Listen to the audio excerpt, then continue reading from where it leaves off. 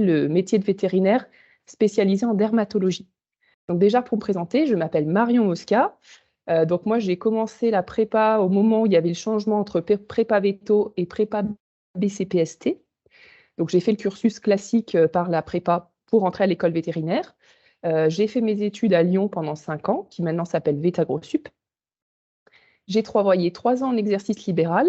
Donc pour moi, le métier de vétérinaire, ce qui m'a toujours plu dans ce métier, c'était le fait que c'était un métier où tous les jours, on pouvait faire des choses différentes. Donc c'était vraiment l'objectif pour moi d'être généraliste et mixte. Donc je faisais toute espèce et j'ai commencé dans le bassin charolais, surtout avec des bovins et puis un petit peu de chien-chat et du cheval. Donc vraiment, je faisais de tout. J'aimais beaucoup. Et puis en fait, il y a un moment où pour moi, je me suis sentie un petit peu limite dans mes connaissances dans chaque discipline, parce que connaître tout sur toutes les espèces, donc quand je dis tout, c'est la médecine, l'ophtalmologie, la dentisterie, la dermatologie, etc. Toute espèce, c'est très difficile. Et donc, j'ai commencé un petit peu à me poser des questions sur le fait que j'avais envie d'être un petit peu plus à l'aise dans un domaine. Et il se trouve que j'adorais la dermatologie depuis mes études. Donc, j'ai décidé de me spécialiser en dermatologie. J'ai fait ma résidence à VétaGroSup. Et donc, une fois spécialiste, je suis devenue maître de conférence à Vétagro et je fais ce métier depuis 2019. Donc, si je ne me trompe pas, vous allez avoir juste après une conférence par un collègue qui vous expliquera ce que c'est que le métier de maître de conférence enseignant-chercheur. Moi, je vais plus me cibler sur le métier de spécialiste en dermatologie, puisqu'avec ce diplôme, vous pouvez être à la fois professeur en université, mais également travailler dans un cabinet vétérinaire en tant que libéral, en ne faisant que de la dermatologie, donc comme un dermatologue que vous iriez consulter en humain. Pourquoi la dermatologie, c'est intéressant et pourquoi je vous le présente aujourd'hui? Parce que si vous avez eu déjà un petit peu la chance de faire des stages, d'aller chez des vétérinaires, il faut savoir que c'est une discipline qui est extrêmement fréquente. 25% des consultations, c'est des consultations dermatologiques, de dermatologie, pardon. Et en fait, c'est le motif le plus fréquent, c'est mon chien se gratte. Donc les gens viennent parce que leur qualité de vie est altérée, le chien se gratte la nuit, se gratte la journée, on sent qu'il n'est pas bien, il se frotte les oreilles, il pleure. Donc c'est vrai que c'est quelque chose qui est très contraignant pour les propriétaires et c'est très fréquent. L'autre intérêt qui est vraiment intéressant dans cette discipline, c'est que quand on voit un animal qui se gratte, on peut tout de suite mettre en place des examens qui nous permettent d'arriver très vite au diagnostic. C'est des examens qui sont peu onéreux, je vous en présenterai, et qui sont rapides, c'est-à-dire qu'à la fin de la consultation, vous pouvez dire votre chien, il a ça. Et ça, on ne peut pas le faire dans toutes les disciplines. Ça, c'est un avantage de cette discipline.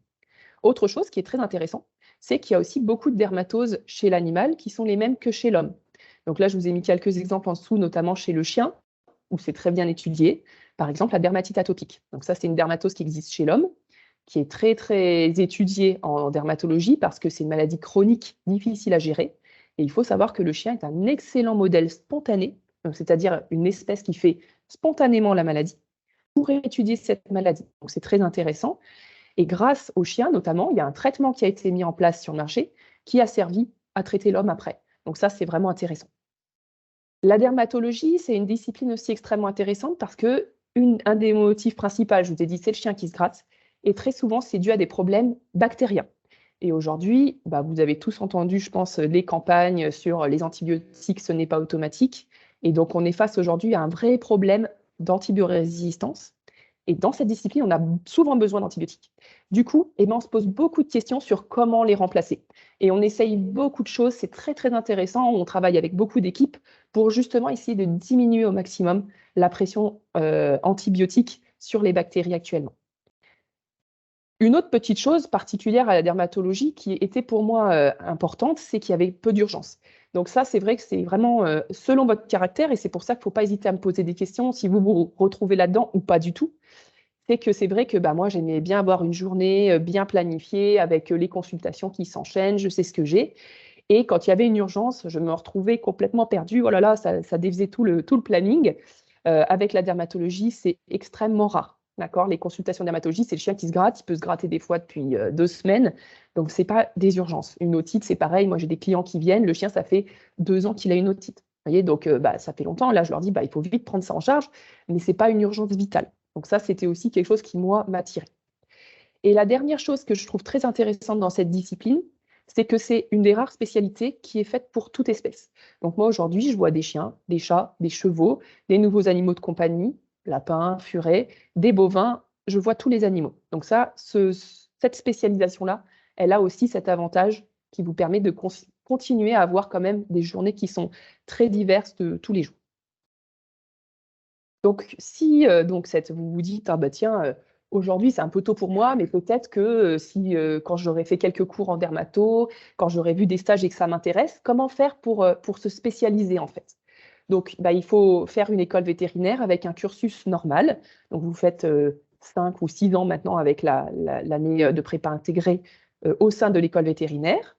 Et ensuite, vous avez 2 possibilités.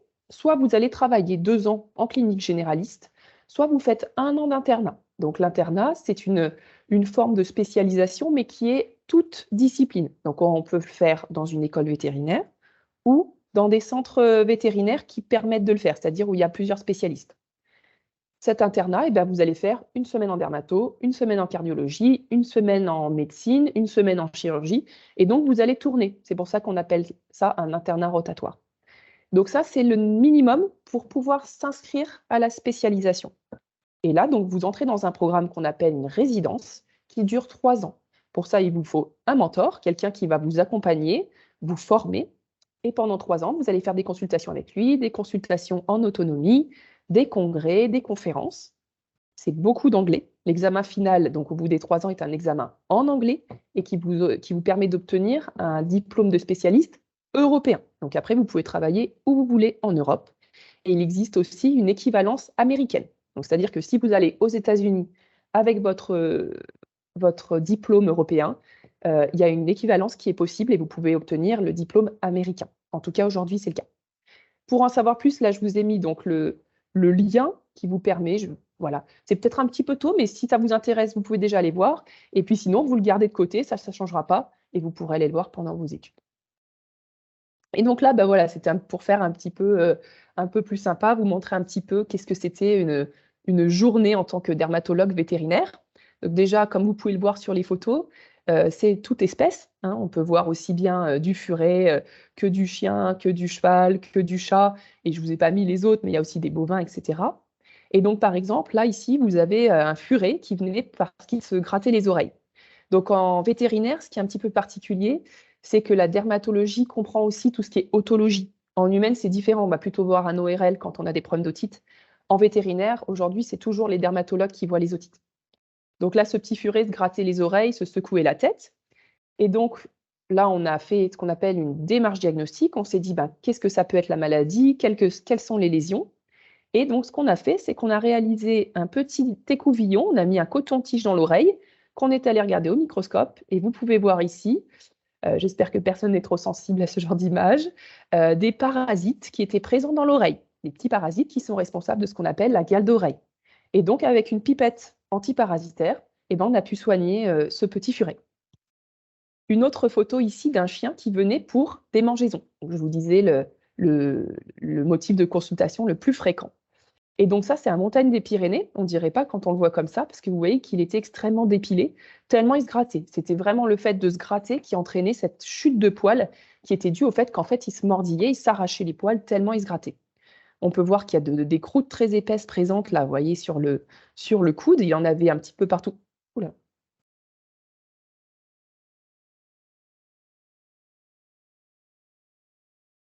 Qu'est-ce qui s'est passé? Ah, excusez-moi. Pardon, bah, je reviens, ça doit être moi, pardon.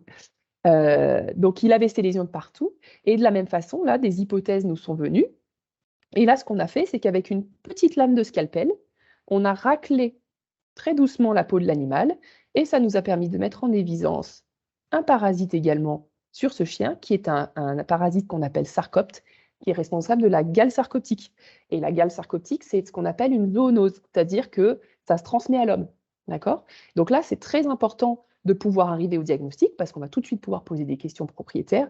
Et pour le coup, là, le propriétaire se grattait beaucoup. Donc on a tout de suite pu mettre en place un traitement pour l'animal, envoyer le propriétaire chez son médecin ou son dermatologue pour également qu'il puisse se traiter. Quelque chose d'encore plus fréquent ici sur cette photo, c'est un chien qui se gratte parce qu'il avait une allergie à la piqûre de puce. Et donc effectivement, on a trouvé dans le pelage des puces qui étaient présentes. et des déjections de puces. Et ça, c'est vraiment un motif extrêmement fréquent, caractérisé par le fait de voir le chien qui se gratte au niveau de la zone dorso-lombaire. Donc, c'est vraiment le triangle où vous avez la croupe et le haut des cuisses. Et donc là, le chien était en train de se mordiller frénétiquement parce qu'il avait une poussée, ça le grattait énormément. Et donc là, ça, c'était vraiment dû à une allergie à la salive de la puce. Donc quand la puce le pique, il a une dermatose allergique qui est donc caractérisée par ces démangeaisons très sévères. Donc, vous voyez, encore un petit motif de consultation fréquent et où on a pu avoir un diagnostic tout de suite. En regardant entre les poils, on a vu les puces et puis avec la localisation des lésions, et ben, très rapidement. Et ça, c'est vrai que moi, je trouve que dans cette spécialisation, c'est extrêmement satisfaisant d'être capable, avec peu de choses, avec une petite lame de scalpel, avec un petit coton-tige, et ben, on est capable de donner un diagnostic à la maladie du chien au propriétaire. Ça, c'est super. Là, vous avez ici un cheval qui avait des lésions au niveau, vous voyez, de l'extrémité des membres, avec des lésions nodulaires ici. Ça fait des petites lésions, vous voyez, surélevées, arrondies. Et donc, en frottant, c'est-à-dire avec un petit peigne, on est venu frotter l'ensemble des 4 pieds. Et de la même façon, vous voyez qu'on a pu mettre en évidence un parasite qui s'appelle Coryopte. Et donc, ce cheval avait une gale coryoptique. Donc, vous voyez, de la même façon, écoutez, là, on sait quel traitement mettre en place. Et le cheval a été guéri avec un traitement antiparasitaire sur l'extrémité des membres.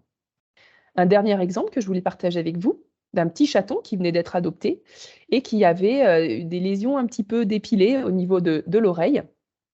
Et les propriétaires avaient également des lésions. Donc, là, on commence à se poser la question, est-ce que ça peut être contagieux ou non? Et dans les dermatoses contagieuses qui peuvent faire tomber les poils chez le chat, il y en a une très fréquente, c'est la teigne.